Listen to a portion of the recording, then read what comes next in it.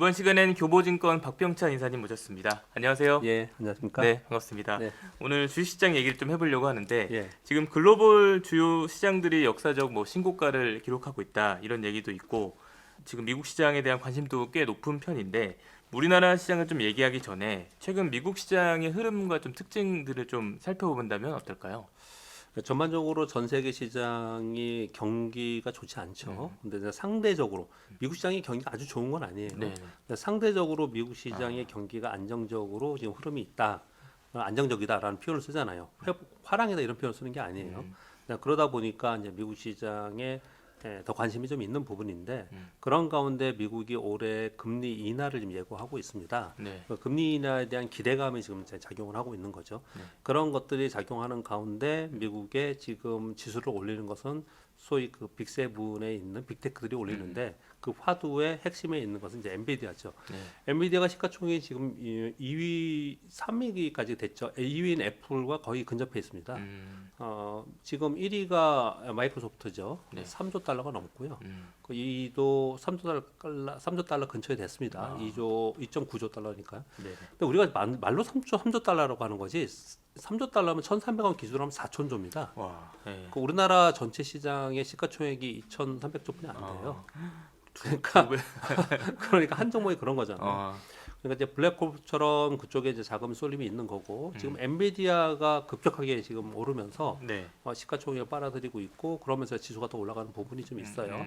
그래서 AI의 반도체 그리고 AI 혁명이라고 표현을 하는데 네. 아무튼 AI로 대세적으로 가면서 그쪽에 자금이 들어간다라는 게 전체적인 흐름이에요. 네. 근데 이제 저는 주시장이 안에 있는 사람이잖아요. 네. 주시장 안에 있는 사람으로서 미국 시장이 그렇게 오르고 전 세계 시장이 강세를 보이는 것은 결국은 주시장은 돈으로 움직이는 거거든요. 네. 돈의 흐름입니다. 그러니까 이제 미국 시장에 이걸 뭐라고 표현하냐면 연준의 대차대조표라고 해요. 네. 연준이 채권이 많이 쌓인다는 얘기는 채권을 사주면서 돈을 뿌려줬다는 거거든요. 과거에 2007년도, 2008년도에 글로벌 금융위기 때 네. 그 전에 연준의 대차대조표가 채권 보유가 1조 달러가 안 됐었어요. 근데 그때 약 3조 달러를 풀었습니다. 시장에. 그리고 나서 시장을 끌어올렸죠. 네. 그러다가 그것을 다시 줄이는 과정이 있었는데 그게 2018년, 19년도에 있었거든요. 그러다 2020년도에 팬데믹을 맞아버렸어요. 네네. 그리고 나서 7조 달러 풀었습니다. 아. 그래서 전체적으로 9조 달러가 풀려져 있는 상태고 최근에 그것을 다시 줄이는 과정이 있긴 하지만 네. 제가 엊그저께 데이터를 보니까 약 7조 6천억 달러 정도 아직까지 있습니다. 아. 그 돈이 시장에 풀어져 있는 풀어져 거거든요. 있는 상태구나. 예. 그러니까 그 돈이 풀어져 있기 때문에 그 돈의 힘에 의해서 올라가는 거고요. 주시장은 돈이 시장에서 매부로 들어오면 올라가는 거고요. 네. 돈이 빠져나가면은 주시장은 빠지는 거거든요. 결국 풍부한 유동성에 의해서 시장이 올라간다. 그 풍부한 유동성이 돈이 뭘 사느냐? AI를 산다. 아. 결국 그 지금 유동성이 또 몰린다. 예. 예, 그게 이제 미국 시장의 지금 현재 흐름이라고 보시면 됩니다. 아까 이제 금리 얘기 좀 해주셨는데 예. 금리 인하에 대한 기대감은 높은데 언제 되는 거냐 예, 이런 얘기도 많이 하시잖아요. 예. 그런 측면에서 좀 어떻게 전망하고 계신가요? 금리 전망 굉장히 어렵습니다. 어. 왜 그러냐면요. 연준 패드워치에서도 금리를 올해 한 6번 정도 인하지 않겠냐 그러다가 중간에 2번으로 바꿨다가 맞아요. 다시 한번 6번 되지 않겠냐 그러다가 또 2회로 줄었다가 최근에 1.5회로 줄었다가 또 CPI나 고용지표가 좀 나쁘게 나오니까 다시 2회로 이러고 있는 거예요. 그러니까 그거 쉽지 않은 부분이고요. 요번에 쉽지 않은 이유가 왜 그러냐면은 이 금리 인하는 물가에 연동하거든요. 네네. 근데 물가를 판단하기가 쉽지 않기 때문에 그래요. 근데 그 물가도 이게 한 국가 내에서만 움직이는 게 아니고 미국이 지금 올해 대선이 있잖아요. 네. 미중 패권 경쟁이 있고 중간에 전쟁이 일어나고 막 이러다 보니까 물가가 스티키하다라고 하면서 끈적끈적하게 자꾸 안 빠지는 거죠. 맞아요. 예. 우리가 예상 시나리오대로 잘 안 되기 때문에 계속 지켜보자 그러고 있는 거거든요. 네. 불과 올해 상반기에만 하더라도 5월, 6월 지금 6월이잖아요. 상반기 내에 보험적 금리 인하, 보험적 금리 인하라 하면 그 금리를 이렇게 높은 상태에서 계속 끌고 가면 결국은 위기 터진다. 과거의 경험상 그랬거든요. 이 고금리로 버텨야 되지 못합니다. 네. 부동산 시장이나 또 개인들의 부채나 그쵸. 이런 네. 거 못 버텨낸다고요. 그래서 보험적으로 그런 것들을 막아내기 위한 금리 인하를 한 차례 정도 하는 게 낫지 않겠냐. 그것을 많은 사람들이 바랬고 그리고 그런 예상을 많이 했어요. 그리고 하반기에 한두 차례 정도 해서 한 세 차례 정도는 하지 않겠냐라는 의견들이 좀 있었는데 네. 중간에 4월 달에 시장 하락할 때 국채금리 오르고 달러에서 올랐을 때 전부 생각들이 어떻게 됐냐면 올해 없다. 올해 없다. 올해 없다까지 갔어요. 음. 근데 최근에 고용지표하고 네. PCE, CPI가 좀 떨어졌거든요. 그리고 지금 현재까지는 패드워치나 이런 전반적인 월가의 의견들은 그래 한 두 차례 정도는 하지 않을까라는 예상을 좀 많이들 하고 있어요. 근데 지금 말씀드린 바와 같이 그들도 막 바뀌거든요. 또 그렇기 그때 때문에 상황에 또 봐야 되고. 예, 네. 우리가 여기서 어떤 상황이 될 거다라고 해서 판단하기는 어렵지만 저는 개인적으로 물가는 지금 미국 물가를 떨어뜨리지 않는 고물가를 계속 유지시키는 대표적인 원인 중에 하나가 네. 거주비예요. 거주비. 거주비. 거주비. 예. 주택 가격이 안 떨어져요. 네. 주택 가격이 안 떨어지니까 음. 임차하는 임대인들은 네. 렌트비를 안 떨어뜨리는 거죠. 그쵸, 예. 예, 그래서 계속 그게 이제 고공 상태에 있습니다. 이게 안 떨어지고 있는데 나머지 부분은 상당히 많이 떨어지고 있어요. 네. 그래서 중고차 가격도 그렇고 여러 가지들이 많이 떨어지고 있는 상황이라서 지금 CPI 기준으로는 3.4%고 네. PCE 기준으로 2.7, 2.8이거든요. 근데 이게 지금 CPI가 뭐 2% 얘기를 계속 하는데 이 3% 근처만 가면 2%대를 이렇게 바라보는 그렇게 네. 되면은 금리 인하를 할 가능성이 하고 싶어해요 연준에서도. 네. 네, 그렇기 때문에 아마도 하반기에는 그래도 한두 차례 하지 않을까라는 게 지금 시장의 기대가 아닌가 생각합니다. 알겠습니다. 지금 금리 얘기도 좀 해주셨는데, 아까 이제 뭐 미국 시장과 좀 비교했을 때 이제 우리나라 시장을 좀 얘기를 해보면 좋을 것 같은데, 뭐 아무래도 관심이 많이 좀 떨어져 있는 상태입니다. 네. 어떤 이유 때문에 그렇고 또 앞으로 전망은 또 어떻게 봐야 될까요?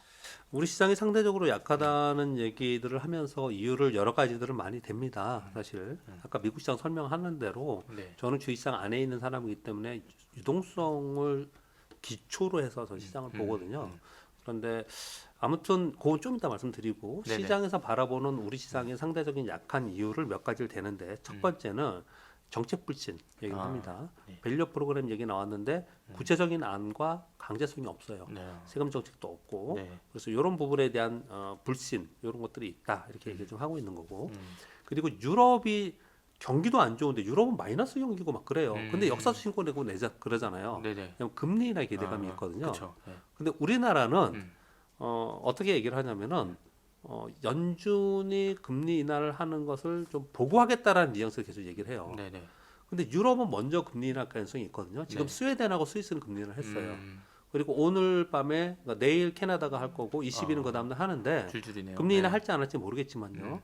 그런데 유럽이 먼저 할 가능성이 지금 상당히 높아요. 왜 그러냐면 유럽은 물가도 물가지만 경기가 너무 안 좋아요. 지금 현재 그래서 상황이. 경기를 회복시키는 경기 정책을 부양 정책을 써야 돼요. 그래서 유럽은 금리 인하를 먼저 할 가능성이 있거든요. 그리고 나서 한참 후에 그래서 보고 나서 물가 지표나 이런 것들을 보면서 아마 연준이 금리 인하를 하겠죠. 근데 연준이 금리 인하 안 할 수도 있다. 해봤자 한두 번이다. 이렇게 얘기를 하잖아요. 네네. 그걸 보고서 우리나라를 하겠다는 거예요. 이거 사실은 이걸 비판하는 사람들 되게 많습니다. 우리나라 지금 이 상황 속에서 네.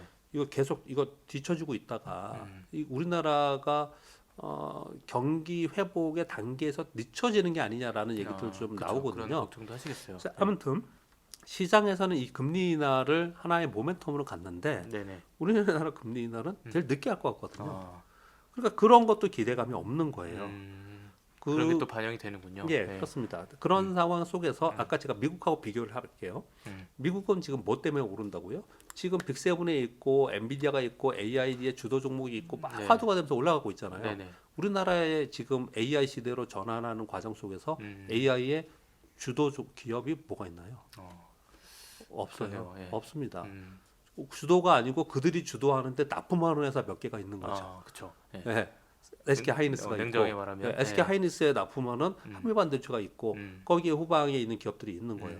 거기에 삼성전자가 들어가냐 못 들어가냐 하고 있고, 못 들어가니까 삼성전자는 지금 못 올라가고 있고, 네네. 이러고 있는 거거든요. 시장을 이끌면서 시대의 변화를 끌고 갈 수 있는 그러한 기업이 우리나라에 있느냐, 그러네요. 이게 없지 않냐 네. 이렇게 얘기를 지금 하고 있는 거거든요. 네. 이런 부분들이 전반적으로 지금 얘기가 거론되고 있는 거고, 어떤 한 가지만이 아니고 복합적으로 시장이 약한 거. 이거 약한 정도가 아니고 어마어마하게 우리 시장은 지금 부진한 겁니다. 부진하다. 전 세계 네. 시장이 전부 다 역사적 신고가 아닙니까? 음, 대만, 일본, 뭐 근처에 있는 인도도 그렇고 음, 근처에 있는 국가들 다 그렇고 유럽도 일본, 미국도 다 그렇고요. 우리는 역사적 신고가가 아니고 한참 아래에 있어요. 그러네. 오히려 정반대로. 예. 그동안의 이유를 뭐라고 됐냐면요. 지금은 이제 이유 될 게 없어요. 그때는 뭐라고 그랬냐면 중국이 약하기 때문에 그랬어요. 실제로 중국이 1월, 2월, 3월까지 약했습니다. 네. 그리고 홍콩도 약했고요. 중화권 증시에 우리가 매여 있다 이런 표현도 많이 썼거든요. 근데 지난 올해 수익률을 보면 중국과 홍콩은 많이 올랐습니다. 많이 올랐어. 우린 마이너스는 코스닥뿐이 없을 거예요 주식시장에. 코스피는 지금 거의 그냥 근처예요.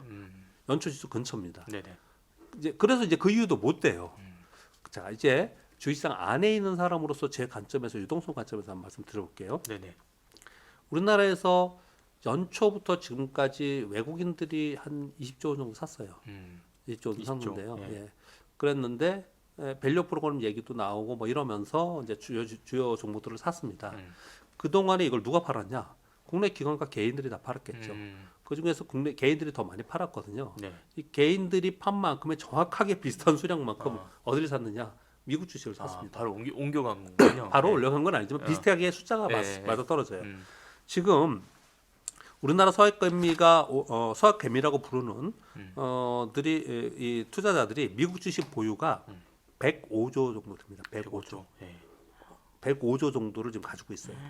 네. 예, 이렇게 엄청나게 많이 갖고 있는데 이들이 지금 나가면서 계속 그쪽으로 사거든요. 그러니까 이걸 거꾸로 얘기해 보면 미국 시장은 원래 유동성이 좋은데 전 세계 자금들이 미국 주식에 개인 투자들이 다 사는 거예요. 네. 그럼 저희만 간 건 더 아닐 거 아니에요. 예, 더 유동성이 많아진 거고 우리는 유동성이 항상 풍선한 거 똑같아요. 주식시장은 돈이 들어오면 이만큼 부풀는 거고 돈이 빠지면 쪼그라드는 거거든요. 우리 시장에서는 계속해서 돈이 나가고 있는 상황입니다. 네. 개인 투자들이 음, 지금 상황에서 미국은 계속 오르고 엔비디아 있고 애플도 뭐 지금 신고가 나기 근처고 그쪽에 퀄컴도 있고 뭐 전수도 많잖아요. 그리고 유동성도 있고 안정적인 것 같고 네, 맞아요. 아니면 ETF를 사도 되고 네. 예전에는 못했어요. 왜냐하면 예전에는 되게 허들이 있었습니다. 지금은 스마트폰 하나로 언제든지 할 수 있는 또 상황이 소액으로도 살수 됐잖아요. 있고, 예, 예. 상황이 됐잖아요. 네. 근데 왜 한국 시장에서 해? 국장에서 떠나야 돼. 이런 말들을 많이 하는 거고 아. 결과론적으로 미국에 투자하는 사람들이 지난 1년 동안 보면 위너예요. 한국 시장에서 고생하고 있고 미국 시장에서 투자한 사람은 별로 큰 뭐 어려움 없이 수익을 냈단 말이에요. 네. 그럼 가고 싶겠죠. 그렇죠. 네. 그런데다가 국내 기관들도 언제나 투자할 수 있죠. 연기금도 네. 우리나라 시장은 수익률 대비 변동성이 너무 크다. 그래서 올해가 15.4%가 비중이었거든요. 네. 근데 실제로는 지금 한 14%뿐이 안 갖고 있어요. 더 줄였구나. 예. 근데 앞으로 13%까지 줄인다는 거예요. 이런 얘기가 나오고 있거든요. 결론은 뭐냐? 우리 시장에서는 돈이 계속 빠져나가고 있는 빠져나가고 겁니다. 있다. 예. 그러니까 제한된 유동성 안에서 제한된 움직임을 보이다 보니까 전체적인 시장의 흐름이 가지 못하고 네. 그 안에서 테마 종목이나 이런 것들이 있으면 막 화들짝 하면서 변동성 주면서 이 와중에 신고가 나는 종목이 있거든요. 그렇죠. 예. 그러니까 제한된 자금 안에서 움직이는 게 지금의 시장이고 우리 시장은 상대적으로 뒤처져 있다. 그렇게 지금 현재 상황을 볼 수 있는데요. 사실 이 방송을 보고 계시는 개인 투자분들이나 뭐 기관이든 뭐 어떤 뭐 법인이든 간에 뭐 우리나라 주식시장이 뭐 그렇든 말든 간에 내가 투자해서 수익 내면 되니까 일본도 가고 뭐 인도도 가고 미국도 네. 가고 하면 되잖아요. 네. 근데 주식시장을 바라보고 우리나라 주식시장을 어떻든 간에 관리해야 되는 유관기관에 있는 분들이나 저처럼 증권회사 직원의 입장에서 보면은 네. 큰일이죠. 큰일이죠. 그렇죠. 이 얘기가 꽤 오랫동안 나왔고요. 그리고 올해도 계속 이 얘기가 나오고 있는데 아직까지도 주식시장에 대한 바라보는 관점에 정치 정책을 위반하거나 정책을 할 수 있는 사람들은 눈치 보기 또는 싸움을 하고 있는 과정에 있는 거고요. 네. 결론적으로 어떻든 합의는 보겠지만 그런 네네. 과정에 있는 거고 주식시장을 그러면 우리 시장 이렇게 놔두면 안 되겠다. 이 시장을 어떻게든 미국 중국이나 일본 같은 경우에는 밸류업 정책 나오면서 증시 부양책이 같이 나오거든요. 네네. 근데 우리는 증시 부양책이 문제가 아니고요. 밸류업 정책도 싸우고 지금 결론을 못 내고 있어요. 이런 부분들이 굉장히 신뢰를 잃고 있다는 거죠. 음. 이걸 빨리 해야 되지. 그렇지 않으면 시장이 자꾸 쪼그라들어서 신뢰를 잃는 시장이 될 수밖에 없다. 네. 이런 부분이 우리 시장이 지금 상당히 약하게 만드는 요인이라고 생각합니다. 뭐 우리나라 뭐 대표적인 기업하면 또 삼성전자이기도 하고 예, 예. 또 많은 사람들이 또 주식도 갖고 있고 뭐 3만전자, 4만전자, 5만전자 이런 예, 말 붙이는 기업이기도 한데 지금 이제 뭐 아까도 말씀하셨지만 조금 상황들이 안 좋고 또 뭐 노조 파업 선언까지 하고 이런 상황인데 삼성전자 상황들은 좀 어떻게 보고 계실까요? 주식시장에서 오래 있었던 사람으로서 주식시장을 걱정하면서 말씀드리는 겁니다. 이거는 오해는 마시고요. 주식시장에서 걱정하는 입장에서 봤을 때 이거는 진짜 정책적으로 도와줘야 돼요. 아, 미국 보세요, 중국 보세요, 일본 보세요. 지금 제일 걱정해야 되는 게 뭐냐면 일본을 우리는 두려워해야 됩니다. 네네. 왜냐하면 우리가 반도체 강국 그러면은 시스템 반도체는 미국이에요. 소재는 일본이었어요. 그리고 대만은 옛날에 하청업체였어요. 요번에 대만에서 그 컴퓨터 컨퍼런스 하는데 전 세계 빅테이크의 CEO들 전부 대만 가서 AI는 대만으로부터 네. 대만에서 한다고 얘기하죠. 그만큼 위상이 달라졌구나. 엔비디아하고 TSMC가 있으니까요. 네. 이제 대만하고 우리는 완전히 멀어졌어요. 그런데 미국이 지금 리쇼어링하면서 이제 우리가 반도체 만들게 제조. 그러면서 그 뭐 반도체 지원법이라는 게 생기면서 칩스법이라고 걸 만들어 가지고 보조금을 주면서 자 미국에 가서 만들어 이렇게 한 거잖아요. 인텔에 주고 TSMC에 주고 삼성전자에 보조금 주면서 공장을 미국에 짓고 있는 거잖아요. 그렇죠. 그렇죠? 미국에 제일 많이 졌고요. 그 다음은 어딘지 아세요? 일본이에요. 일본. 미국도 TSMC도 일본 가고 우리 하다못해 삼성전자도 일본 가서 한다고 지금 발표를 하고 있는 거잖아요. 우리는 어떻게 하려고요? 미국하고 일본이 돈으로 밀면서 올라오기 시작하는 동안에 우리는 물론 우리 삼성전자가 가서 하는 거니까 삼성전자가 커지는 거죠. 네. 우리나라 내부적으로 볼 때는 그들이 올라오는 동안 당연히 시장은 고정되어 있는 시장에서 성장이 어느 정도는 있겠지만 그 시장에서 시장 사이즈가 줄어드는 거 아닙니까? 네. 이 부분을 생각해야 되는 거고 음. 다크호스가 하나 더 있죠. 중국이잖아요. 아, 중국. 중국 어마어마하게 지원하면서 네. 그래서 지금 얘기하는 게 미국과 중국의 반도체 굴기와 반도체 패권 경쟁이라고 얘기를 하는 그 거잖아요. 정도로. 예. 예전에는요. 미국과 중국이 반도체 패권 경쟁을 하면 우리나라는 수혜일까 피해일까? 우리는 어떻게 해야지? 한참 얘기하다가 방송에서 모든 사람들이 나와서 얘기하면서 결론은 어떻게 되냐? 잘해야 돼. 이랬거든요. 아. 그게 현실로 다가온 거예요. 이제는요. 이제 정말 현실로 다가온 거거든요. 그래서 여기서 저는 제가 그쪽 전문가 아닙니다. 애널리스트도 아니고요. 그냥 저는 매일매일 시황 방송을 하고 네. 매일매일 뉴스를 보는 사람으로서 주식시장에 있는 사람으로 볼 때 여기서 자칫 잘못하면은 이 패권에서 밀리면은 예전에 우리나라가 철강 일본보다 우리가 철강 앞섰죠. 네. 정유 앞섰죠. 화학 앞섰죠. 조선 강국이라 그랬죠. 이거 지금 어떻게 됐어요? 다 아니잖아요, 지금. 우리 태양광 1위라고 그랬죠. 이거 다 뒤쳐졌잖아요. LCD는 우리나라 LCD 회사들 다 문 닫았습니다. 다 팔고 네네. 싹 없어졌습니다. 이제 OLED만 그쪽은 남았어요. 디스플레이 쪽은요. 네네. 이제 삼성전자를 비롯한 SK하이닉스 그리고 이 반도체 후공정에 있는 이 반도체가 우리나라에서 가장 중요한 비중을 차지하고 수출하면 반도체가 수출을 우리 수출을 늘고 그래서 반도체가 수출이 늘면 우리 수출 지표가 누르고 수출 지표가 누르면 경제 좋아지고 경제 좋아지면 주식시장 오르고 이게 똑같이 연동했어요. 심지어 주식시장은요 반도체 사이클하고 똑같이 움직였습니다. 그만큼 반도체가 되게 중요한 반도체 비중이었네요. 사이클의 가장 최근의 사이클의 고점이 언제냐면 2017년도였고요. 그 다음에 2021년도였어요. 2018년도에 꺾어졌죠. 우리 주식시장. 2020년도 꺾어졌죠. 우리나라는 지금 반도체 그만큼 중요한 거거든요. 그런데 그래서 이렇게 지금 제가 오랜 시간 얘기를 하고 있는데 여기서 뒤처지면 안 되기 때문에 삼성전자가 진짜 이거 불철주야 이거 지금 따라가야 되는 거고요. 빨리 HBM하고 AI 반도체하고 삼성전자도 옛날에 가속했었어요. 근데 지금 인정 못 받은 거죠. 삼성전자만이 아니고 인텔도 AMD도 가속 만들어요. 인정 못 받는 거죠. 엔비디아 거만 달라고 하는 거잖아요. 이거 빨리 쫓아가야 된다는 게 굉장히 중요한 거고 이걸 쫓아가는 데 있어서 삼성전자가 해야 되는 거지만 삼성전자가 이걸 쫓아갈 수 있게끔 우리나라 자체에서 정치단 정책적으로 이거는 지원도 어떻게 필요하다. 뒷받침 해줘야 돼요. 네. 근데 그런 게 너무 없다. 음. 너무 없다. 그래서 우리 시장이 좀 답답하다. 음. 지금 삼성전자 얘기하면서 거기까지 했는데요. 반도체 사이클 전체적으로 말씀드리고 네. 삼성전자에 대해서 말씀드렸고요. 네네. 그만큼 우리 시장은 지금 삼성전자가 음. 저 핵심이다. 알겠습니다. 지금 이제 반도체 얘기도 좀 해주셨는데 예. 또 이제 앞으로 좀 관심을 받을 만한 그런 시장이나 또 자금들이 흘러갈 만한 예. 그런 분야는 또 어디라고 봐야 될까요? 네. 일단 우리나라 내부적으로 보면요. 우리 시장은 그래도 다행스럽게 남들 다 시험관 할 때 혼자 헤매고 있어가지고 바보스러운 시장은 맞아요. 정말 답답합니다. 우리나라 네. 주식시장 쳐다보고 있으면 답답하고 음. 저는 또 우리나라 안에서 주식 투자도 하고 있고 해외도 하지만 네네. 하고 있고 우리나라 시장을 매일매일 방송을 얘기하는 사람이에요. 그러면 맨날 어떻게 방송하냐면요. 미국 시장은 신고가 났습니다. 반면 우리 시장은 이렇습니다. 이렇게 얘기를 하고 있는 상황이 꽤 오래됐습니다. 네. 그럼에도 불구하고 우리 시장에 모멘텀이 있다면 두 가지가 있어요. 우리 시장이 올해 1월서부터 우리 시장이 계속 반대로 남들 다 오를 때 1월달 우리가 빠졌거든요. 네. 그랬는데 우리 시장이 그나마 추종하면 쫓아가는 게 두 가지가 있었어요. 하나는 뭐냐면 1월 말에 밸류 프로그램 발표를 했어요. 그러면서 1월 마지막 주하고 2월 첫째 주에 급등하면서 딱 올라왔어요. 밑에서부터 올라왔어요. 네네네. 장대양봉으로 올라왔어요. 그러면서 레벨업이라고 그러거든요. 그걸 레벨하면서 올라왔거든요. 네. 그래서 밸류 프로그램이 남아 있어요.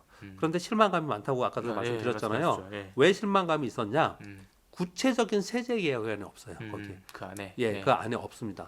일본이나 뭐 미국은 과거에 했고 최근에 하는 이제 우리가 벤치마킹을 하려고 하는 일본이나 또 최근에 중국도 하고 있는데 중국은 이제 사회주의 국가니까 좀 다르게 한다 하더라도 세제 개혁이 다 들어가 있었고요. 그 강제성을 떴습니다. 근데 지난번에 우리 발표했을 때 뭐라 그랬냐면 기업이 자율적으로 해라. 그날 엄청 화냈습니다, 사람들이.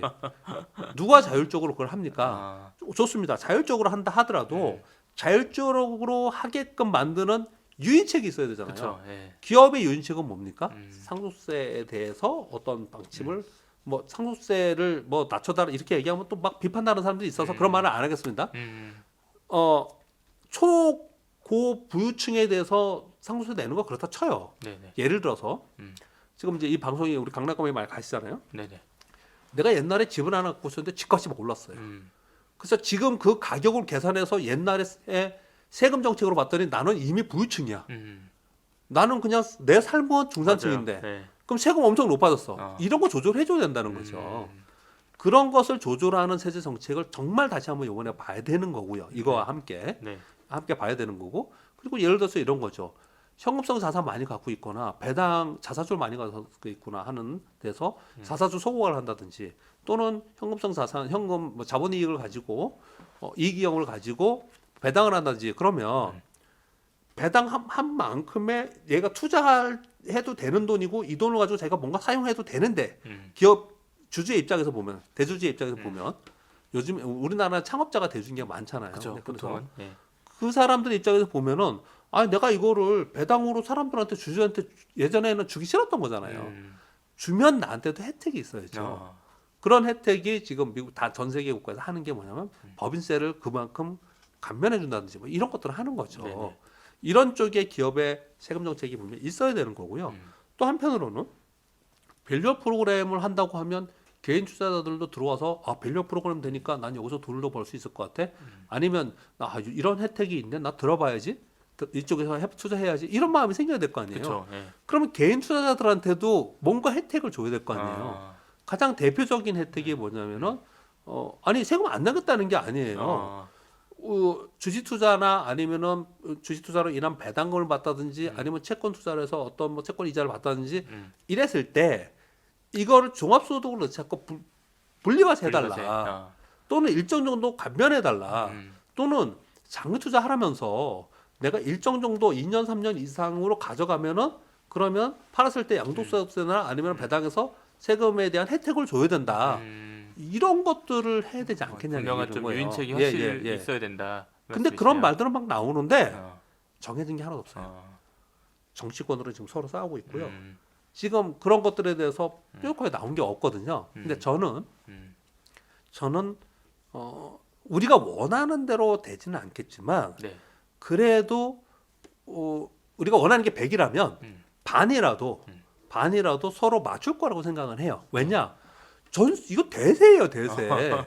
그렇게 가고 있는 거고요. 그리고 지금 정치권은 저, 이 주식 투자를 예전처럼 무시하지 못합니다. 아, 지금의 상황에서는. 네네. 이제 그렇기 때문에 저는 조율할 거라고 봐요. 자, 그러면 그건 정치권 얘기니까 저는 그런 얘기 되게 하기 싫은데 네네. 어쩔 수 없이 요 얘기는 전 그 얘기를 드렸는데요. 네네.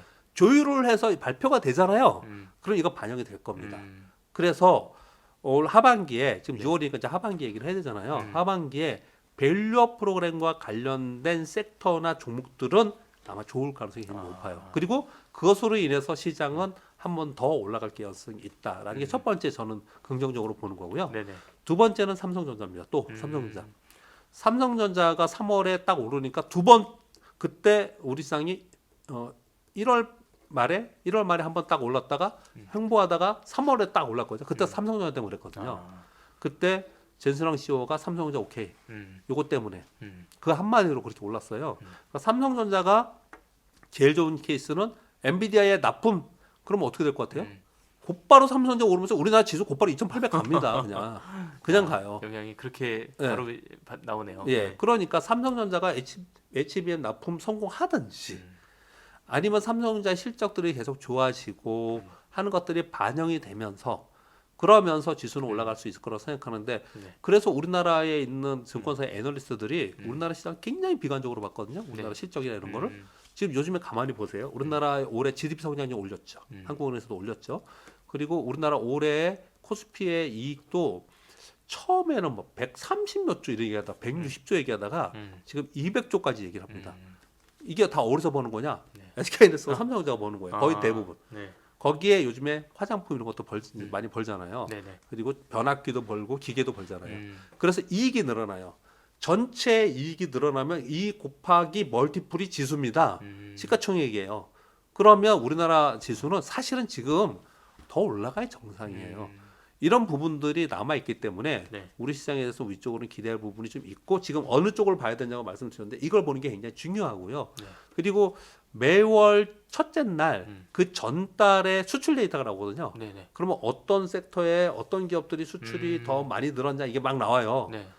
거기에 종목은 답이 있는 거거든요. 아, 거기에 보면은 지금 제일 많이 드는 게 삼성 반도체. 네. 그리고 계속 꾸준하게 좋은 데는 자동차. 음, 그리고 획기적으로 요즘 늘고 있는 데가 화장품, 화장품. 변압기, 어, 라면, 라면. 네, 음식, 어, 그리고 정밀 기계, 그리고 조선 기자재 이런 데들은 계속 좋아지고 있거든요. 최근에 제가 봤더니 네네.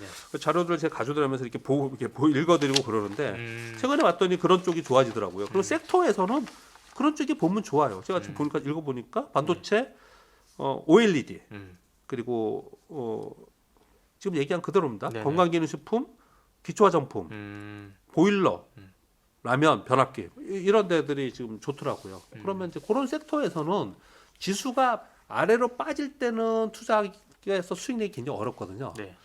근데 많이 올라갈 걸 우리 기대하지만 만약에 못 올라간다 하더라도 지수는 멈춰만 있어도 종목은 움직입니다. 아, 지수가 빠질 때는 종목이 없어요. 네네. 그래서 시황을 보는 거예요. 지수가 빠질 때는 뒤로 물러서야 되고 근데 시장 자체가 그래도 어떻든 박스권에 있든지 위쪽을 바라보면 종목들은 활발하게 있을 수 있기 때문에 종목 싸움을 해야 된다고 생각합니다. 오늘 지금 이제 20년 넘게 방송도 하시고 네. 또 그만한 세월 동안 계속 이제 매일 시황을 또 분석하고 계신데 이사님이 시황을 보실 때 좀 가장 중요하게 보시는 것 어떤 요소일까요? 저는 주식 투자는 무조건 단순하게 해야 된다라고 강연하면 얘기하거든요. 복잡하게 하시면 안 돼요. 만약에 오늘 방송을 들으신 분 중에 주식 투자를 하고 계시는데 너무 힘들어 하시는 분이 있다든지 네. 아니면 나도 조금 해보고 싶어 근데 맞아요. 겁이나 잃어보신 분들이 있으면 어떻게 해야 되냐면요. 주식 투자를 내가 어렵게 접근하면 무지하게 어려워요. 공부하면 할수록 맞아요. 그런 네. 거잖아요. 뭐라고 하죠? 저는 예전에 이제 책 보는 거 되게 좋아해서 이런 책 주식만이 아니고 저는 인문학책을 되게 좋아하는데 이 많이 아는 사람일수록 유명한 작가일수록 글이 쉽습니다. 기사님이시고 팀장님이시니까 네. 아시죠? 그렇죠? 네. 글이 되게 쉬워요. 어렵게 안 써요. 그러니까 그쵸. 네, 어렵게 네, 안 네, 써요. 네. 딱 볼 때 되게 쉽게 느껴져요. 네. 이거 뭐 잘 저거나 쓰는 쓰시는 것 사람 같은데. 예. 유명한 작가들은 글을 예. 씻겠으니까. 예, 시 같은 거 보세요. 어. 베스트셀러 시 보면은 이게 뭐야? 그 되게 그냥 뭐 일기 쓴 것처럼 별거 아니에요. 맞아요. 예. 아니에요. 그러나 초보자일수록 어렵습니다. 음. 글이 어려워요. 이 주식 투자도요. 주식 투자도 처음에 딱 들어가면은 별거 아닌 것 같아요. 물론 단순한 두려움은 있지만 뭘 샀더니 예를 들어서 이번에 엔비디아 사더니 따블랐어. 아, 주식 투자? 뭐 좋은 주식 하나 그쵸? 사고 들고 예, 있으면 그런 분들 되는구나. 많죠. 예. 들고 있으면 되는구나. 음. 아니 2020년도에 그랬다가 지금 고생하고 계신 분들이 다 있는 거잖아요.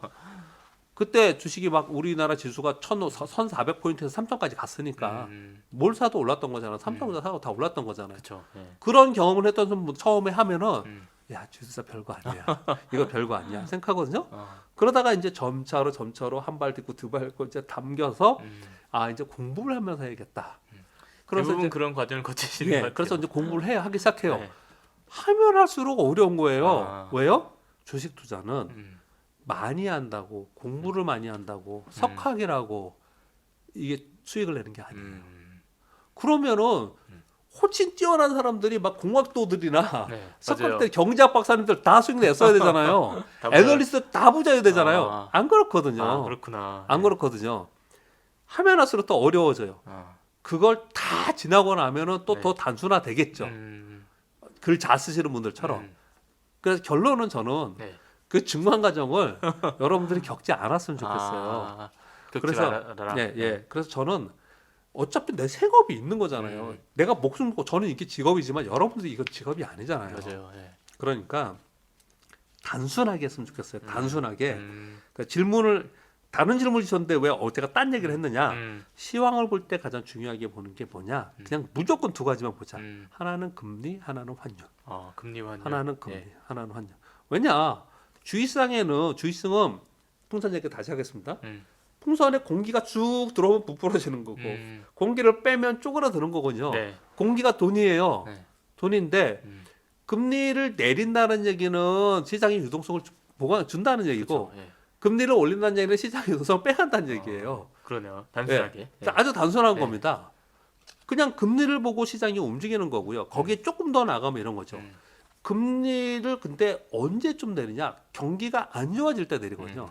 그래서 그 시차가 있어 발생합니다. 시차가. 네네. 이런 질문 하시는 분이 계시더라고요. 제가 선배님 한 분이 야, 금리가 지금 앞으로 내린다며. 그러면 이제 시장은 계속 올라가겠네? 근데 지수 이만큼 올랐는데 앞으로 더 오르는 거야?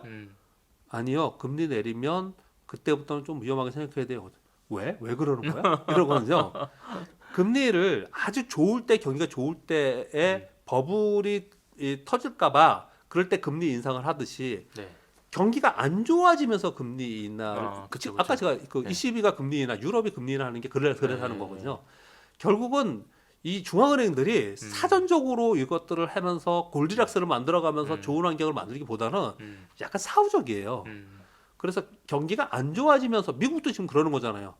물가 떨어지고 고용이 안 좋아지고 경기가 안 좋으면 금리 인하 하겠다. 지금 그러고 대놓고 맞아요. 얘기하는 네. 거잖아요. 그러네요. 네, 그러니까 안 좋아지면서 금리 인하를 하기 때문에 금리 인하를 한 것을 바라보면서 시장은 올라가요. 그러다가 실제로 금리 인하 할 때는 경기가 안 좋아지기 때문에 주시장이 빠지는 거지 금리 인하 때문에 빠지는 게 아니에요. 결국 유동성에 의해서 시장이 움직인다고 봤을 때 금리 인하를 바라보면서 시장이 움직인다. 그래서 금리는 물가에 연동하지만 일단 단순하게 그냥 금리 바라보고 가자. 네. 그러니까 올해는 지금 금리 인하를 앞두고 있잖아요. 시장이 안 빠지는 거예요. 전 세계 시장이. 그렇게 보시면 되고요. 또 한 가지 2020년도에 금리 인상하니까 빠졌잖아요. 시장이. 근데 그렇게 보시면 되고 또 환율은 뭐예요? 네. 특히 우리나라는 더합니다. 음. 우리나라는 여러분 다 아시다시피 이 경영학과 경제학과 가서 대학교 1학년 때는 이게 되게 헷갈려 하잖아요. 맞아요. 되게 헷갈려 하잖아요. 네. 우리나라는 외국인들이 우리나라 살 때 삼성전자 산다고 쳐봐요. 삼성전자 주가가 오를까 내릴까도 굉장히 중요하지만 그보다 더 중요한 건 환율이에요. 무조건 환율입니다.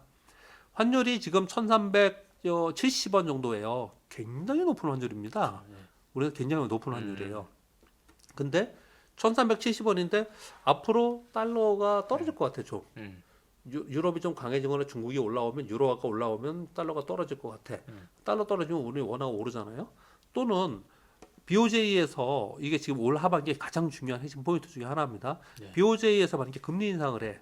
그래서 지금 엔화 약세잖아요. 근데 엔화가 강세로 가. 네. 그러면 달러인데스는 떨어질 수 있어요. 음. 그럼 달러인데스 떨어지면 우리 달러가 약세라는 거예요. 달러인데스는. 그러면 우리 원하는 강세가 되는 거거든요. 극단적으로 얘기해 볼게요. 삼성전자를 1달러 가져와 가지고 1,300원에 바꿨어요. 1,300원에 바꿔서 삼성전자 샀어요. 근데 삼성전자 주가는 하나도 안 변했어. 근데 달러원이 1,000원 됐어. 그럼 300원의 이익이 생기는 거잖아요. 그렇죠. 어마어마한 이익인 거죠. 주가의 20%면 얘네들 원래 기관 투자가들은 목표 수익률이 10%도 안 돼요. 연간 수익률이 보통 6%에서 10% 사이입니다. 근데 환차익으로 이만큼 이익을 볼 수 있어? 그러네요. 지수가 변하지 않았는데도. 예. 예. 그럼 무조건 들어오는 거거든요. 그래서 우리 원화가 강해질 거라고 생각하면 외국인들 이미 그러니까 우리가 눈으로 볼 때는 달러원이 떨어질 거라고 생각하면은 외국인들이 우리나라 주식을 막 삽니다. 또는 이건 너무 높아. 앞으로 떨어질 거야. 1,400원 위로 가니까 외국인들 사잖아요. 올해 초에. 떨어질 걸 기대하고. 예. 이제 더 올라가지는 않을 거야. 아. 여기서부터 더 올라가지는 않을 거야. 하면서 거기서 산다고요. 이제 이래는 환차익이 있기 때문에. 반대로 여기보다 더 올라갈 거라 생각하면 외국인들이 막 팝니다. 막 패대기 치면서 팔아요. 이게 수급이잖아요. 그러니까 환율은 무지하게 중요합니다. 그래서 앞으로 환율이 어떤 방향으로 움직일 건지, 금리가 어떤 방향으로 움직일 건지만 보고서 시장의 시황을 판단하면 되거든요. 근데 이제 저희처럼 이 일을 하는 사람은 그렇죠. 예. 금리가 어떻게 될 건지에 대해서 설명을 해야 되잖아요. 그러면 금리를 움직이는 게 앞에 있는 물가고, 네.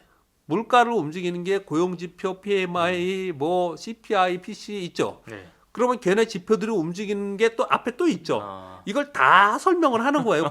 이걸 아, 그래서 그렇구나. 복잡한 거지. 결국은, 결론은 금리예요. 단순하게 이제 예. 최종점만 보면 예. 되니까. 그러니까 여러분들은 네. 이 앞에 걸 공부하지 않았으면 좋겠어요.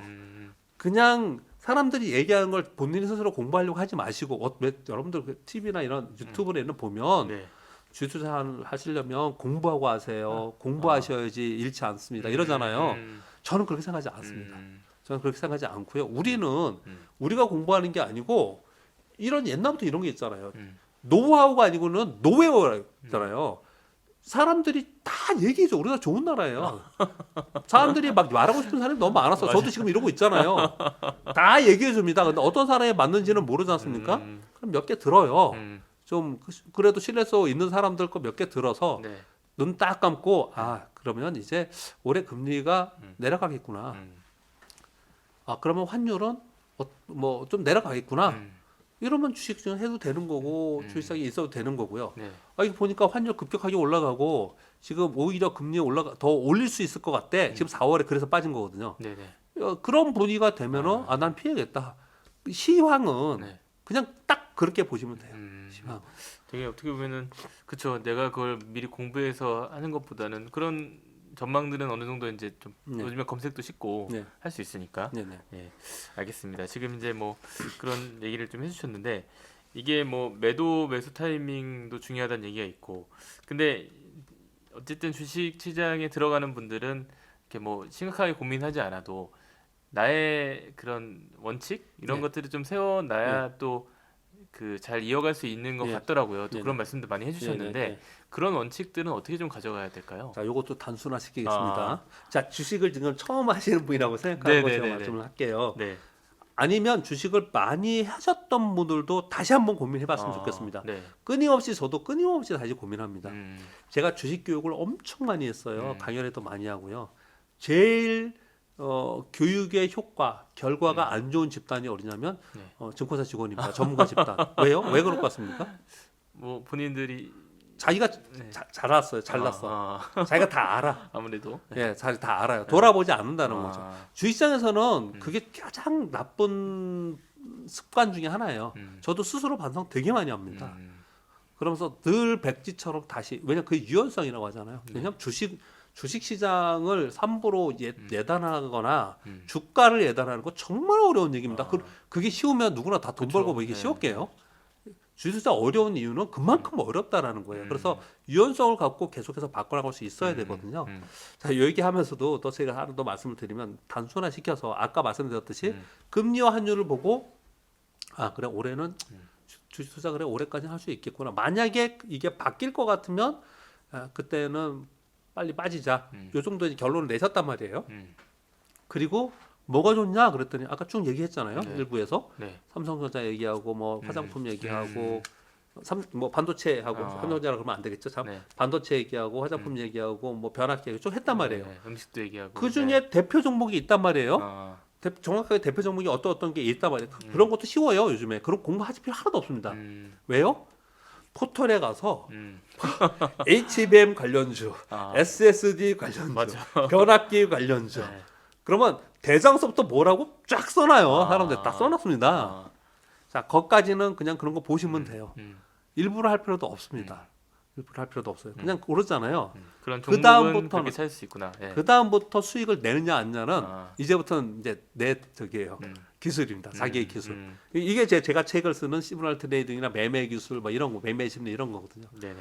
거기서 내가 단순화시킨 내 원칙이 있어야 돼요. 자기 원칙. 자기 원칙. 자기 원칙이 있어야 되는데 어. 이것도 심플하게 얘기해 볼게요. 어. 주식은요.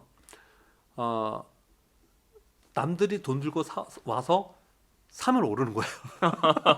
아 그죠? 그러네요. 돈 들고 사면 오르는 어, 거예요. 되게 단순하네요. 네. 이제 사실요. 저희가 이런 주식이 있습니다. 음. 야, 이 주식은 저희끼리 이제 증권사 직원이거나 이제 또 이런 공부 많이 하는 친구들하고 이제 저녁에 밥 먹고 술 한잔 먹으면서 야, 그 주식 있잖아. 봐봐봐. 야, 그 현금성 자산이 3천억이야. 야, 그거 영업이익이 500억이다. 작년에 300억이고 매년 늘어. 근데 시가총이 200억이야. 그런 얘기 아, 많이 얘 하실 것 시가총이 같아. 2천억이야. 어. 이게 말이 되냐 이거? 이런 어. 주식이? 야, 이런 주식을 꾸준히 사 모으면 이거 돈 될 것 같아. 이거 지금 두 배는 먹어. 이러거든요.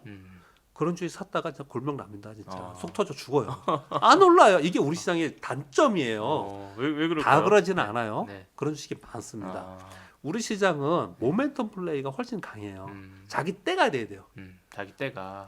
작년에 2차 전지 좋았잖아요. 네. 이거 누구나 다 아시죠? 네, 2차 네. 전지 어마어마하게 좋았잖아요. 지금 그쵸. 어때요? 네. 3분의 1 토막이 우리 아. 고등어 토막이라고 그랬죠? 네. 반 토막이 아니고 3분의 1. 4분의 1 토막, 3분의 1 토막 나가지고 지금 움직이잖아요. 음.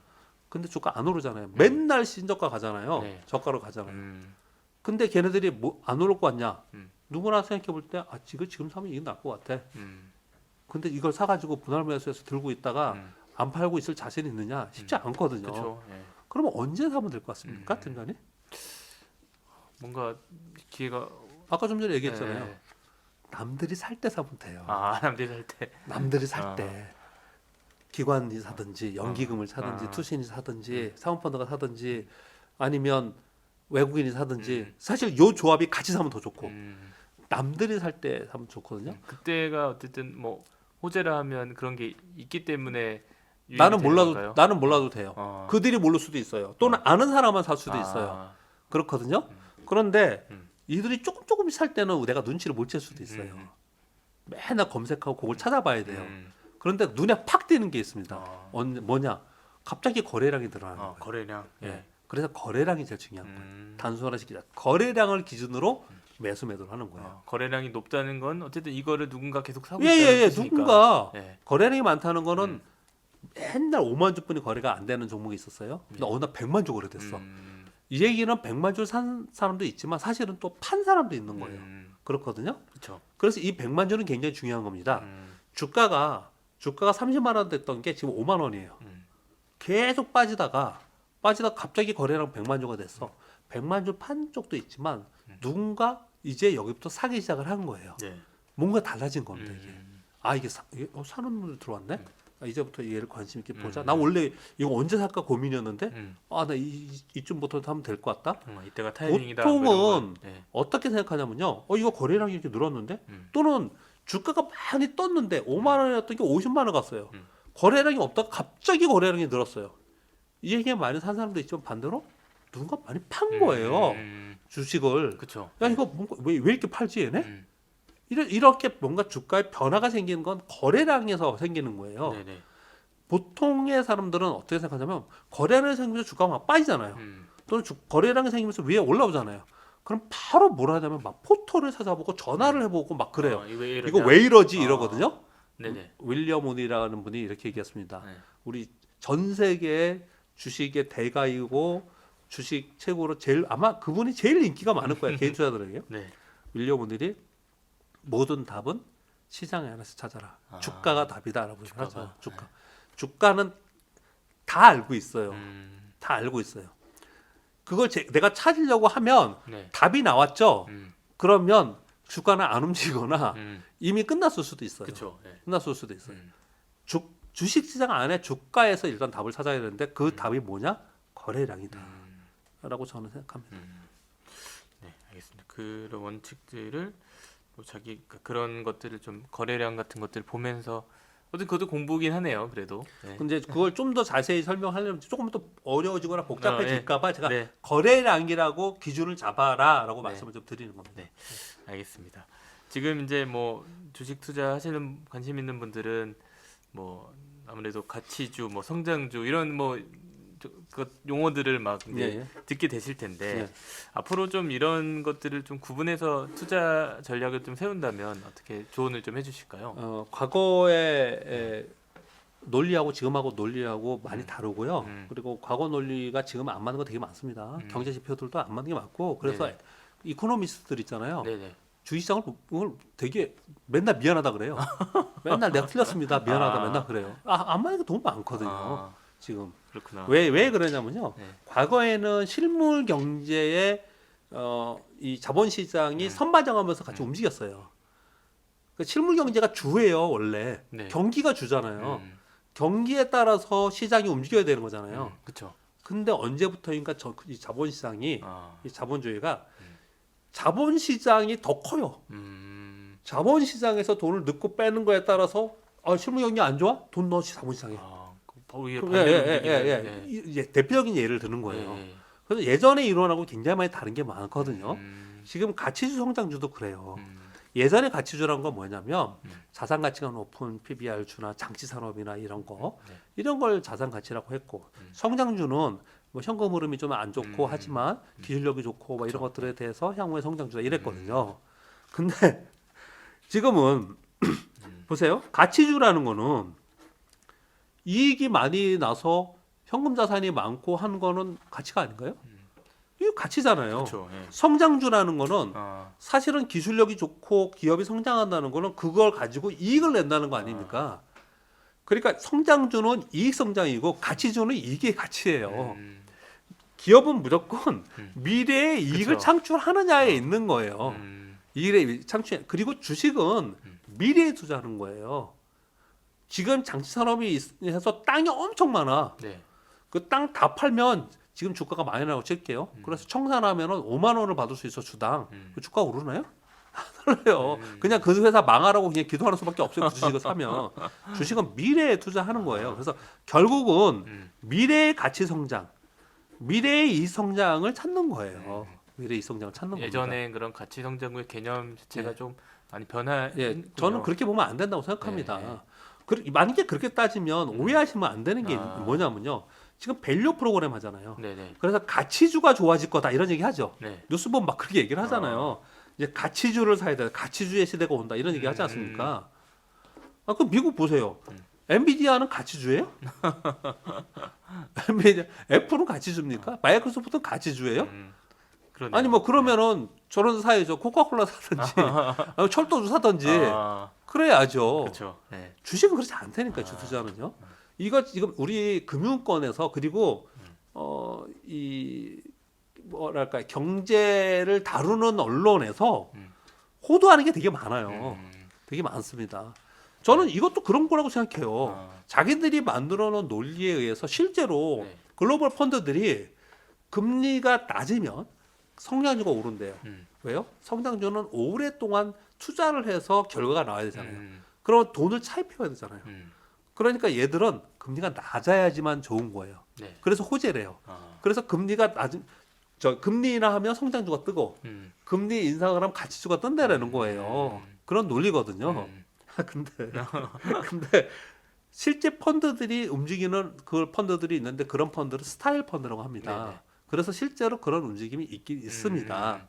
금리 인하 시기에는 성장주가 더 오르고 모르고. 예. 금리 인하 시기에는 가치주가 좀 더 오르고 안정적으로 이렇게 움직이는 게 있는데 아니 그러면 생각을 해보세요. 그러면 작년에 실제로 2022년도에 미국이 금리 인상했죠.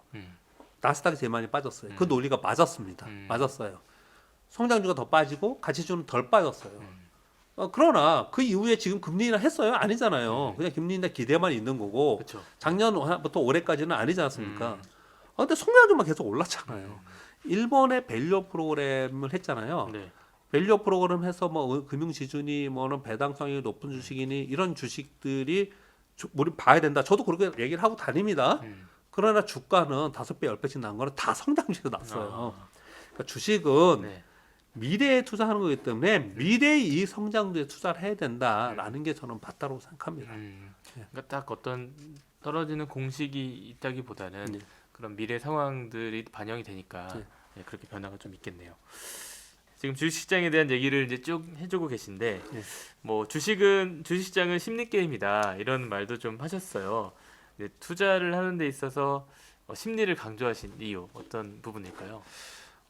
제가 책을 한 13권 정도 썼는데요. 네. 이제 거의 대부분 초창기 책들이 매매 기술, 타이밍을 얘기를 했습니다. 왜냐하면 아까 말씀드린 것처럼 저는 주식은 제일 처음 해야 되는 건 시황이에요. 네. 왜? 주식을 해야 되는지 말하는지를 판단해야 되니까. 시황이 결정이 나면 아까 제가 단순화시켜서 하라 그랬죠. 네. 너무 복잡하게 얘기하면 안 되니까 해드릴게요. 요거 하면서 네네. 단순화시켜서 금리와 환율을 가지고 주식을 해도 되겠다. 주식하면 안 되겠다. 요거만 결정을 하세요. 네네. 그 다음에 뭘 해야 된다고요? 그럼 성장하는 섹터, 성장하는 기업을 해야 되잖아요. 그것도 남들이 다 가르쳐준다니까요. 지금 올해는 이제 반도체 있고 네네. 뭐 몇 가지 얘기를 네네. 했잖아요. 네네. 그것까지 결정을 했어요. 그럼 이제 거기에 제일 선두에 있는 주도 종목이 뭐냐까지만 하는 거는 남들이 다 가르쳐 줘요. 다 있어요. 그 다음에 자기가 직접 매매하는 거는 본인이 이제 그쵸. 진짜 네. 이건 스킬이에요, 스킬. 거기서는요. 네. 내가 매수 매도하는 걸 누가 가르쳐주지 않아요. 그거까지 거의 앞에까지는 하는데 맞아요. 네. 이 뒤에는 해주지 않아요. 내가 해야 돼요, 내가 아. 그거를. 그래서 제 책들은 거의 이 스킬에 있어요. 그래서 제 책에 매매 기술이라는 책이 되게 인기가 많았습니다. 정말 많이 팔렸어요. 네네. 기초분수 책에서는 아마 우리나라 제일 많이 팔렸을 거예요. 그래서 되게 인기가 많았거든요. 네. 그리고 그걸로 하시는 분도 있고 이걸로 알고리즘 매매 하시는 분도 있고 많이 하고 계세요. 그런데 뭔지는 알겠어. 그쵸. 네. 뭔지는 알겠고 이걸 되게 단순하게 제가 했습니다. 매수는 3가지의 원칙을 갖고 해라. 매도는 2가지의 원칙을 갖고 해라. 그 책의 핵심이에요. 그대로 하면 되거든요. 많은 분들이 지금도 그 책을 보고 지금도 세미나 하시는 분들이 가끔 저를 초대하면은 제가 가서 설명을 들으면은 그대로 하면 돼요. 네네. 저도 그대로 하면 되잖아요. 네. 근데 잘 안 돼요. 왜 그럴까요? 왜 안 되는 이유가 뭐냐? 네. 그대로 안 하기 때문에. 아. 그대로 안 하기 때문에 그러는 거예요. 저도 머리는 알지만. 올해 실수 하나 되게 큰 걸 했습니다. 네. 되게 싸게 잘 산 게 10,000원대에 산 게 4만 원 몇천 원까지 갔는데 네. 매도 신호가 나왔는데 안 팔았어요. 제가 제 책에 써놓고 제가 사람들한테 가르쳐 주면서도 제가 안 그렇구나. 팔았어요. 네. 이게 누가 전해 드는 게 있어서 그 회사의 기술력 뭐 이걸 들은 게 있어서 좀 더 갈 거다라는 생각을 그렇죠. 하신 거구나. 예. 네. 그래서 그걸 안 팔고 있다가 주춤 하다가 결국은 고점으로부터 반도 이상 더 떨어졌어요. 네네. 이게 제가 올해 최대 실수거든요. 이게 다 내 탓입니다. 내 심리의 탓이에요. 원칙대로 안 하는. 이거는 뭐냐? 심리라는 거죠. 심리라는 거예요. 사고 싶은데 올라가는 종목은 가장 대표적인 심리 말씀드릴게요. 요번에 이제 심리 얘기를 하는 거니까 꼭 전해드리고 싶은 말씀만 간략간략 하겠습니다. 네네네. 주식시장에서 어떤 사람들이 오히려 수익을 내냐면요. 보수적인 심리보다도 약간 투기적 성향이나 조금 공격적인 성향인 분이 오히려 수익을 내요. 왜 그러냐면요. 네. 주식은 오른 주식이 더 올라요. 하나는 신고가예요. 네. 팀장님. 네. 하나는 신고가, 하나는 신저가예요. 네. 그러면 내가 사서 만약에 뭐 일주일이나 보름이나 한 달이라고 할게요. 너무 단기하지 말고 한 달 동안에 봤을 때 얘의 이익을 낼 수 있는 확률과 얘의 이익을 낼 수 있는 확률은 얘가 훨씬 높아요. 그렇구나. 또는 네. 그것까지는 아닌다 하더라도 네. 만약에 얘가 장이 빠지면서 빠져요. 얘도 빠져요. 손실의 폭이 오래가 될 것 같아요. 이게 훨씬 더 커요. 왜냐하면요. 네. 올라왔던 종목은 지금 SK 하이닉스가 엔비디아로 할게요. 엔비디아가 빠지잖아요. 요 며칠 동안 계속 그랬습니다. 빠지면 사람들 어떻게 생각하냐? 저거 사야 돼. 조금이라도 싸게 사야 돼. 그런 심리가 또 있구나. 이렇게 작용하면서 매수가 들어와요. 아, 밑에 있는 애가 빠지죠. 음. 역시 안 되는구나. 이거 패대기 칩니다. 패대기 쳐요. 근데 네. 보수적 성향을 가지고 있는 분들은 네. 올라가는 종목을 매수하지 못해요. 제가 보수적 성향이네요. 저도 좀 그래요. 얘기 저도 들어보니까. 좀 그래요. 네. 그래서 시장이 막 활발하고 주도주가 생기고 막 그랬을 때는 20, 30대 젊은 펀드 매니저들이 돈을 다 쓸어 모은다고 표현해요. 여의도에서는. 그들은 아주 공격적으로 그걸 그렇구나. 하거든요. 네.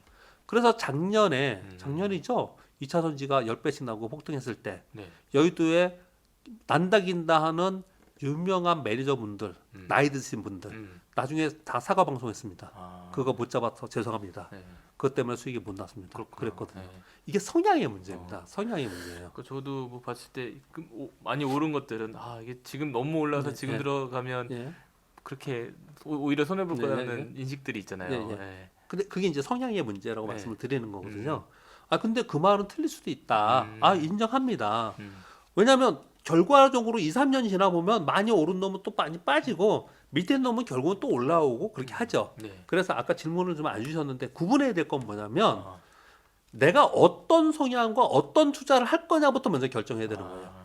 내가 만약에 네. 어떤 주식을 가지고 배당을 목표로 해서 나는 꾸준히 번 돈으로 조금씩 넣고 또 더 거기서 배당 나오면 넣고 해서 한 10년, 20년 하겠다.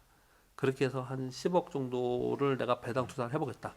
그 결과론적으로 뭐 어느 정도 나이가 돼서 한 10억 뭐 10억 정도 뭐 많이 안 할게요. 그냥 뭐 꿈의 숫자로 얘기하면 안 되니까. 그 정도의 배당 성향이 5%, 10% 요즘에 은행이나 이런 데 네. 뭐 현대차도 그렇고 한 그 정도 나오거든요. 음. 그 정도의 내가 주식을 갖고 있다. 그러면 그런 분들은 음. 주가 빠지는 게 무슨 상관이 있어요? 음. 오르는 게 무슨 상관이 있습니까? 음. 결국은 나중에는 계속 배당을 받는 거니까.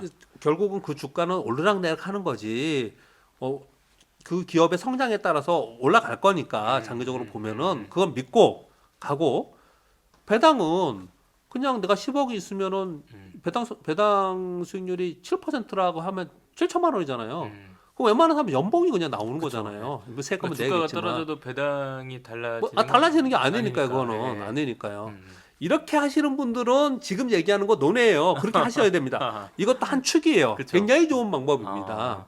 그런 좋은 방법이고 그리고 또 제가 장기 투자하려고 하는 분들은 또 어떤 말씀 많이 드냐면 네. 많이 빠졌다고 사는 게 아니고요. 독특한 유니크한 기술을 갖고 있는 기업들이 있어요.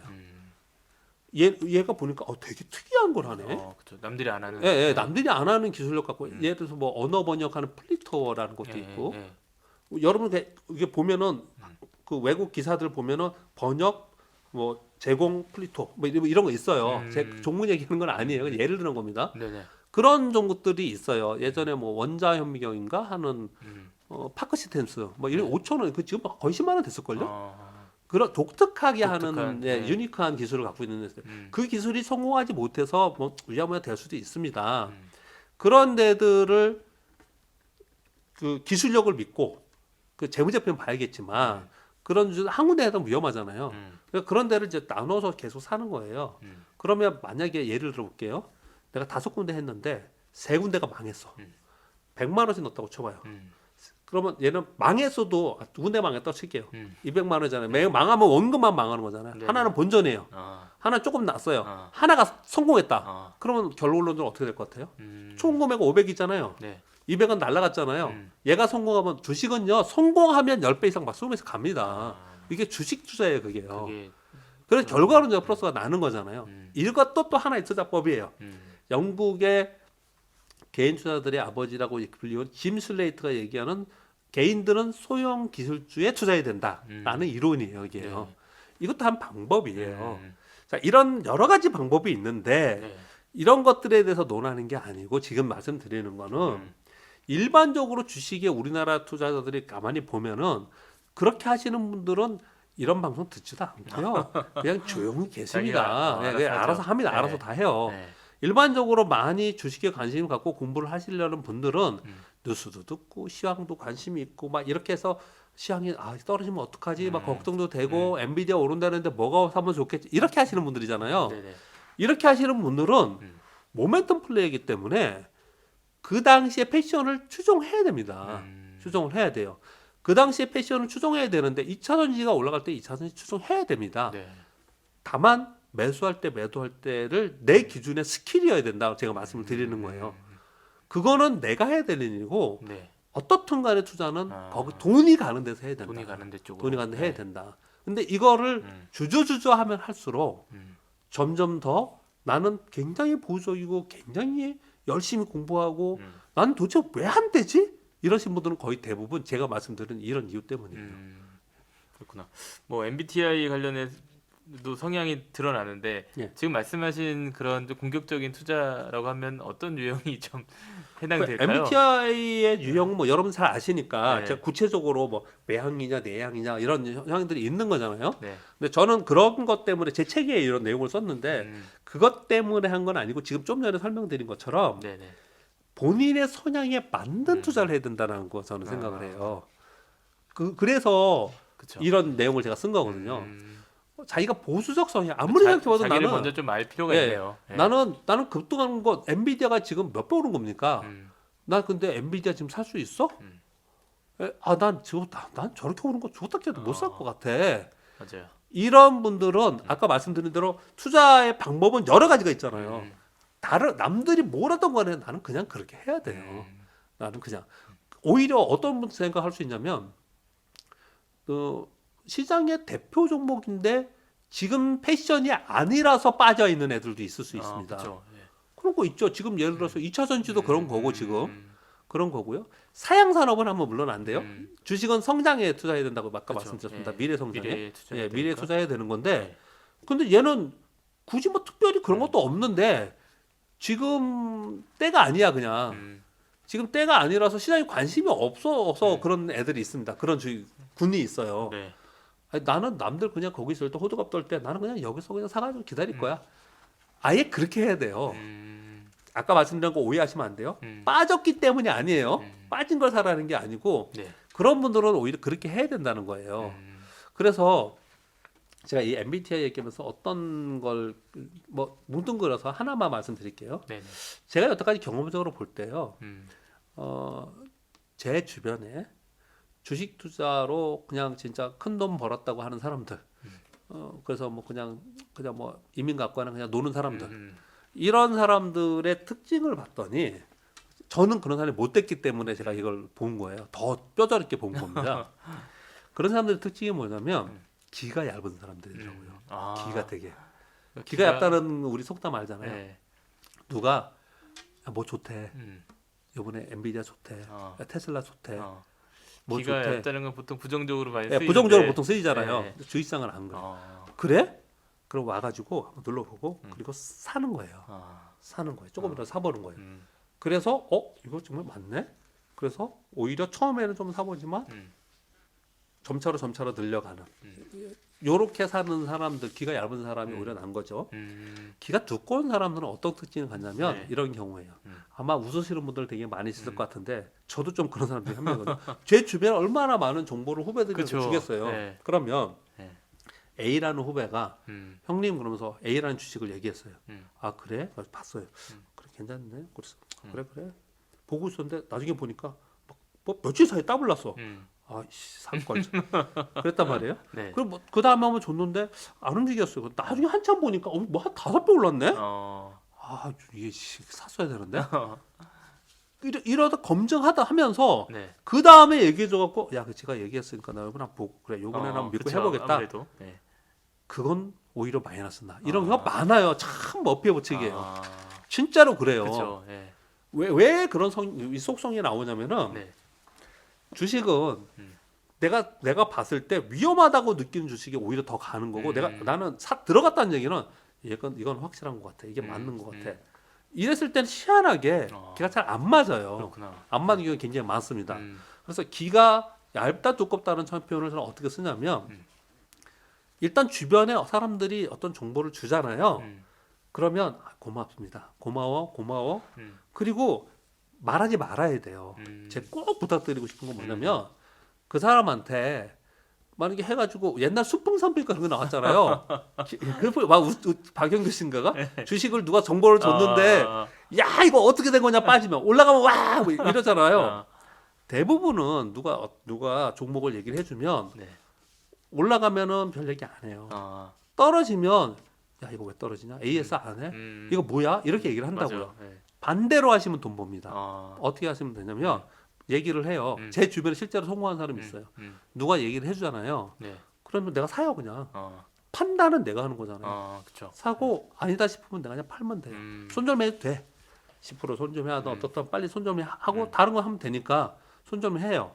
근데 말하지 않아. 그 사람은 저거 샀다고 했는데 말 안 하네. 미안할 거 아니에요. 그렇죠. 그러면 이제 또 해.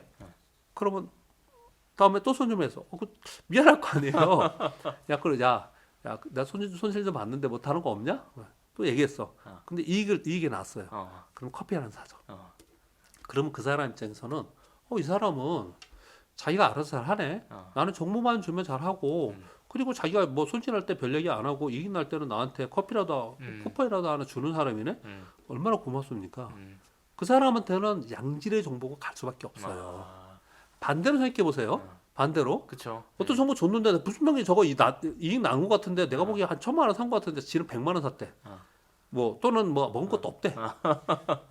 그리고 뭐 손실 나면 뭐라고만 그래. 누가 그 사람한테 얘기를 하겠어요? 누가? 쉽지 않죠. 근데 대부분 이 후자를 많이 해요. 후자를 많이 해요. 네. 그러니까 제가 이 성향하면서 이 얘기를 드리는 이유는 주식시장에는 여러 가지의 유형의 본인의 성향이 있잖아요. 본인의 성향에 맞게 투자를 해야 되는데 그 성향이 일상에서 나오면서 흔히 얘기하는 정보의 교류나 아니면 내가 투자해서 그대로 나타난다는 거예요. 네.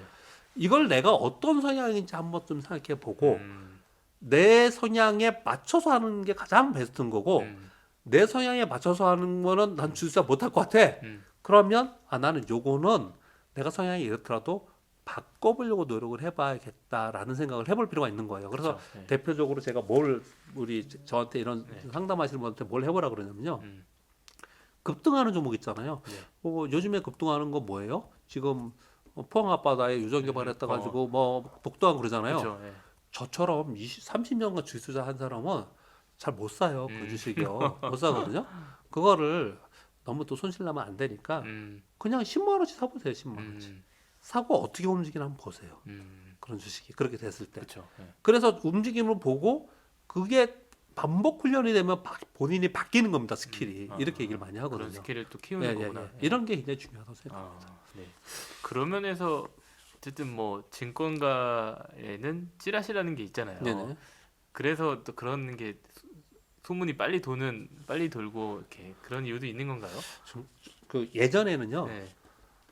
어떻게 증권에서 우리나라 증권에서 하냐? 근데 전세가 똑같을 것 같은데 제가 약간 폄하해서 얘기하면요. 제가 1995년도에 인턴을 하면서 96년 1월에 사령장 받고 증권회사 입사했거든요. 그래서 처음에 입사해서 봤더니 그때 과장님들 부장님들이 차장님들 다 전화를 붙잡고 있어. 하루 종일 전화를 하고 있어요. 전화해서 주식 얘기하고 야 뭐 사냐? 걔네 뭐 하냐? 뭐 정보 있냐? 이러고 있더라고요. 그리고 나서 지금이 벌써 거의 30년 됐지 않습니까? 네. 지금은 다 뭐 하냐? 핸드폰 보고 샀다. 다다다다다. 뭐냐? 그냥 매체만 달랐을 뿐이에요. 그렇구나. 네. 다 그러고 있어요. 그래서 가만히 보면 어떤 주식을 막 오를 때 보면은 저기 수신이나 연기금이나 액티브형들이 갑자기 막 사고 막 내릴 때면 갑자기 막 내리고 이러거든요. 네네. 그게 왜 그런 일이 벌어지냐면은 그 매니저들이 우리나라에서 운영하는 기관 투자가들의 매니저들 족보들이 다 있어요. 이 팀이 있고 이 팀이 있고 이래요. 야 형님이 산대. 아직도 그러고 있고요. 그 세계가 있구나 진짜. 그런 게 있는 거고 심지어 지금은 미국은 더 하잖아요. 레딧이 있잖아요. 심지어 지금은 증권사 직원들이요.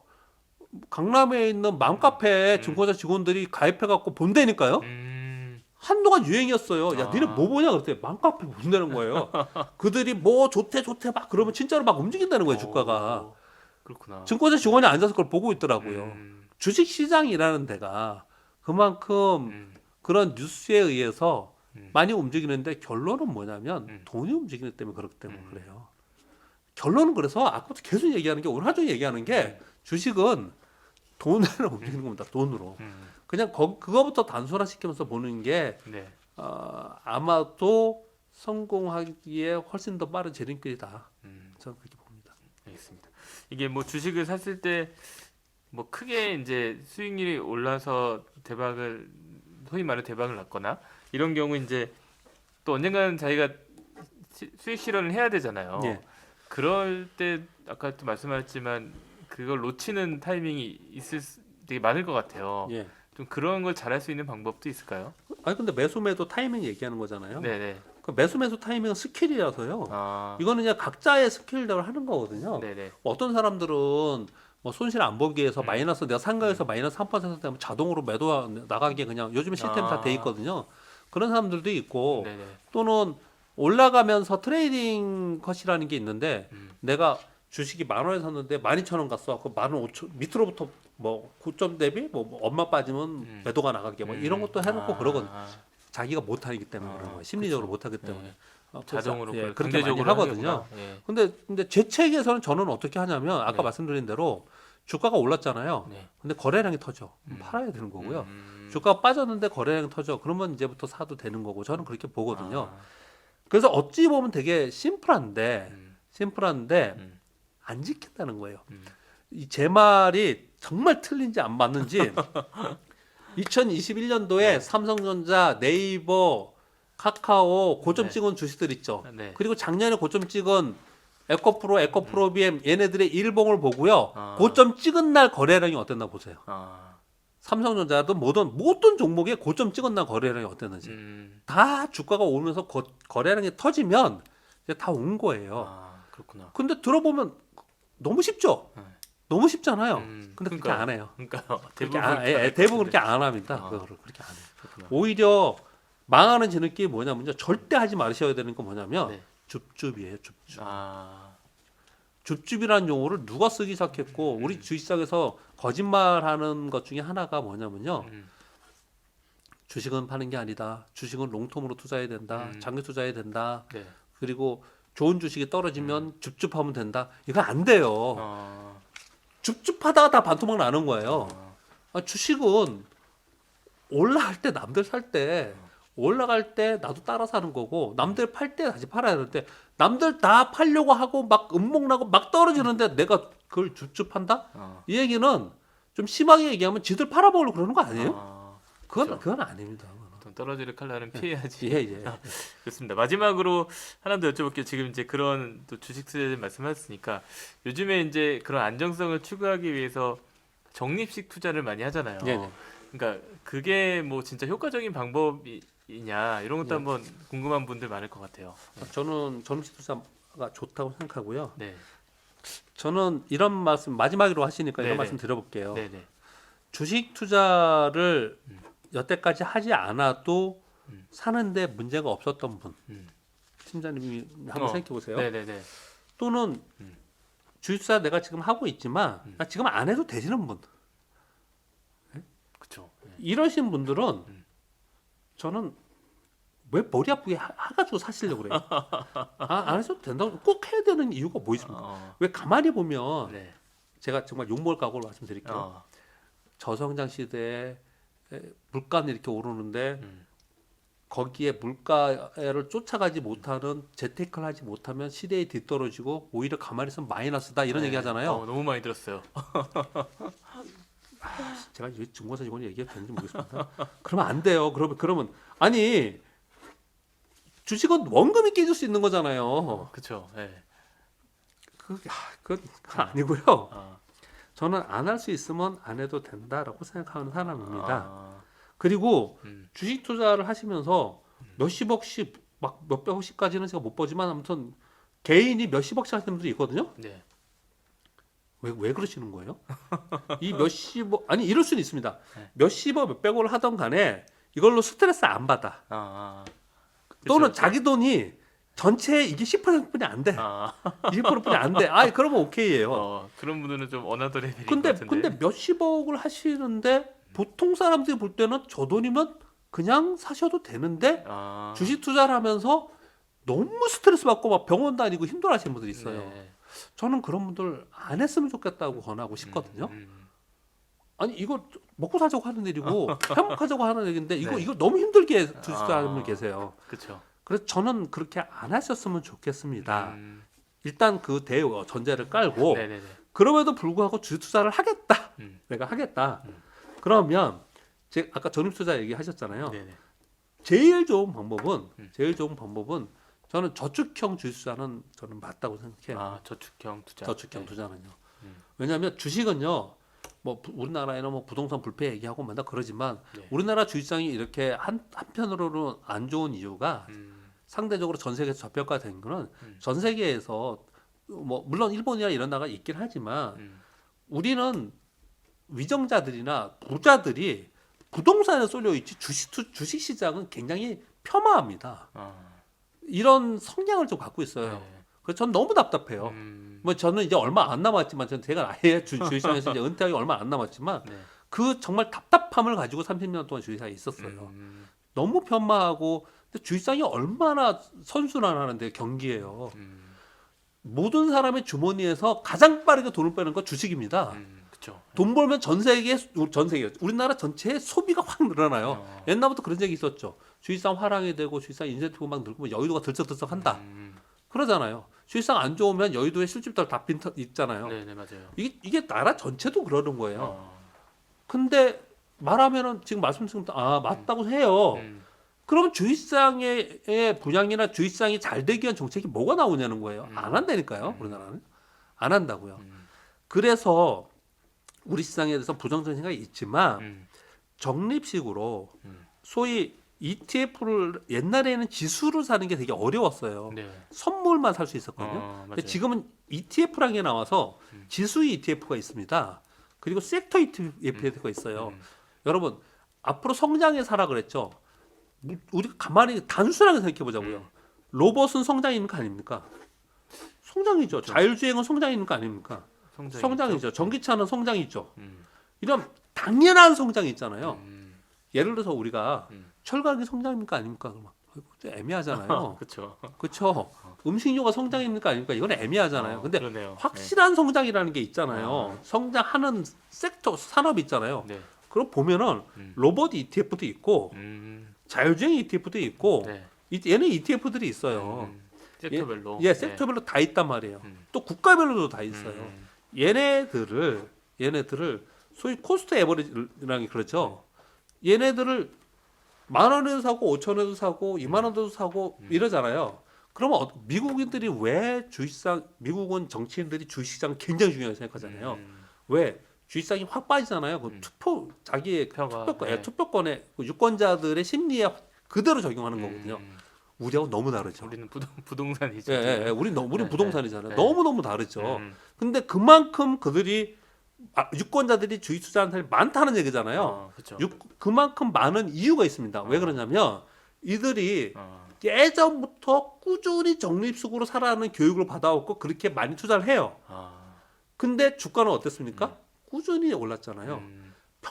이들의 평균은 여기 밑에 있는데 이미 올랐기 때문에 모두 다 수익이 난 상태에 있는 거예요. 해피하죠. 주식을 보면 해피한 거죠. 사실 그게 베스트인 거예요. 우리가 그렇게 가야 되는 거거든요.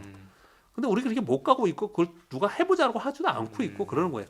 처음으로 제가 주식증권회사에서 30년이 됐는데 처음으로 밸류업 얘기한 거예요. 안타깝게. 그래서 되게 중요하다고 생각을 하거든요. 네.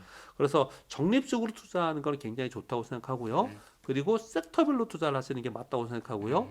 그리고 섹터도 어떻게 해야 되느냐? 성장 스토리가 있는 성장에서 적립식으로 하면 뭐 특별히 뭘 걱정을 해요. 내가 전체에서 우리 적금 많이 들잖아요. 그렇죠. 네. 내가 급여가 있는데 급여에서 20% 30%는 적금하듯이 내가 맨날 거기다 쭉 넣는다. 그랬을 때 결과 어떨 것 같습니까, 여러분? 삼성전자 10년 전에 얼마였어요? 현대차 10년 전에 얼마였어요? 비교를 해보세요. 주식들을 보면은 네. 주식은 인플레이션입니다. 물가에 따라 오르고 그래서 이런 얘기하죠. 짜장면 값이 오르듯이 주식은 물가가 오르는 거다. 이런 표현을 하잖아요. 네네. 주식은 망하면 물론 망하는 회사가 있으면 안 되는 거죠. 그렇죠. 예, 그러니까 성장 스토리 플러스 계속 그걸 강조하지만 재무제표 보고 그 정도는 웬만한 분은 다 보실 줄 아시니까 그렇죠. 네. 거기에 적립식으로 넣으면 저축으로 가잖아요. 그러면 우리가 생각하는 뭐 향후에 뭐 복리의 마술 해가지고 음. 내가 전체를 1억을 넣었더니 뭐 2억이 되더라 3억이 되더라 이럴 것 같습니까? 음. 훨씬 높습니다. 주식은 훨씬 주식시장에 높아요. 투자하는 게. 예, 훨씬 네. 높습니다. 음. 그걸 첫 번째 안 믿어요. 왜 안 믿을까요? 왜 안 믿을까요? 경험해보지 못해서 그래요. 아. 경험해보지 못해서 그걸 강조를 못하는 거고 그리고 음. 경험한 분들이 이런 방송에 이런 들어와서 막 침튀가면서 강조하는데 네. 그래 정말 들어보니까 맞는 것 같아. 음. 그래 나도 해봐야겠다. 그랬고 1년도 못 가요. 그걸 못해요, 못해. 못 견디는 것도 예, 있을 예, 거고. 예. 못 한다고요. 네. 그래서 그런 부분에서는 정말 깊이 고민을 해보면 음. 주식 투자를 그렇게 해본다면 주식 투자는 정말 해볼 만하다. 음. 저는 그렇게 생각합니다. 알겠습니다. 오늘 현실적인 가장 주식시장에 대한 말씀 예. 잘 들었습니다. 감사합니다. 예, 감사합니다. 네.